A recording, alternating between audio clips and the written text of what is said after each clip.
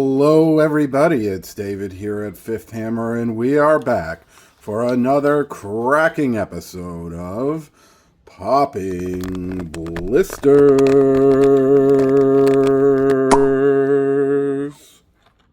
Alright folks, we are back and better than ever here today.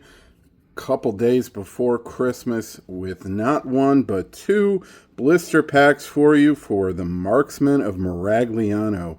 Now these were a Dogs of War unit that you can see over there, which debuted in White Dwarf 225, which released in October of 1998, if you can remember that far back. And these Marksmen of Miragliano were part of the original release of the Dogs of War Army book that came out in 5th edition. So without further ado, let's take a look at these guys and let's pop some blisters. So here we go with our first one. Now, all the marksmen here were sculpted by Ellen Perry. And these guys are they're just my favorite crossbow unit of all time. They just look so cool, and we'll take a look in that White Dwarf over there in a little bit so you can see what they look like in heavy metal studio style painting. But just even through the blister you can see these guys with their light chainmail, their feathers in their cap. They just look, they got personality. And anyway, let's take a look here. So again, see, made in the USA. They must have been casting these in the States. $5.99 price tag. Boy, as always, I wish that's what I paid for them. And without further ado, here we go. Crack that open. You can see by this point they had shifted to these horizontal slaughter bases. This says copyright 1995 on it. Let's take a look in here. We've got two lovely marksmen here. And this guy's almost got like a chainmail turtleneck kind of thing going on. You can see here, this guy's even got a little plate on his front. But I love their hats. Like, these things are just very stylish.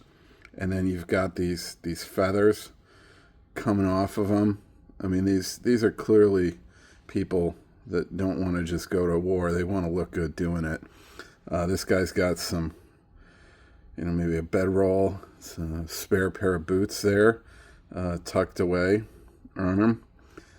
So just nice, really nice attention to detail here by Ellen Perry, and I just love the look of these two guys. As you can see, their crossbows came separate, so you have to glue those into their hands, which is fine, no big deal, really. But anywho, yeah, I think these guys are just, particularly this guy here, is one of my favorite casts of them. And yeah, just a really nice models. They really fit the bill of that Italian-inspired Tilean crossbowman mercenary who's ready to hire and shoot his crossbow for a fee. So there you go. Take a look here real quick at their crossbows. Not too much to see on these, but you can see it there. Again, just a real nice job on these. So here's a look at the heavy metal color spread for these guys here in the White Dwarf 225. And as you can see, they've got that really great red and green color scheme. That rich, really rich, dark red that you can see there on those guys. I love it. I think it fits perfectly. And I think the studio knocked it out of the park with these guys. I'm going to try and imitate that as best my abilities are able. You can see their captain Up there, Mr. DeMark, Maximilian DeMark, the captain. Love that little play, DeMark, like hitting the mark. Very funny little play. Play on words, I'm sure, pun intended, if you will. I know one of the things I love about Warhammer is those little bits of humor that they manage to work into it. But you can see down here, it talks about the marksmen have served many masters, including the Emperor, the Tsarina of Kislev, several dwarf lords, and have even been known to fight on the same side as high elves in numerous overseas assignments. So you can see these folks, they get around, and that's why they got to bring all their equipment with them, because they never know where they're going to be next. So these guys have quite a history, and just such a cool unit. And you can see there that they've got ballistic skill 4, which is great.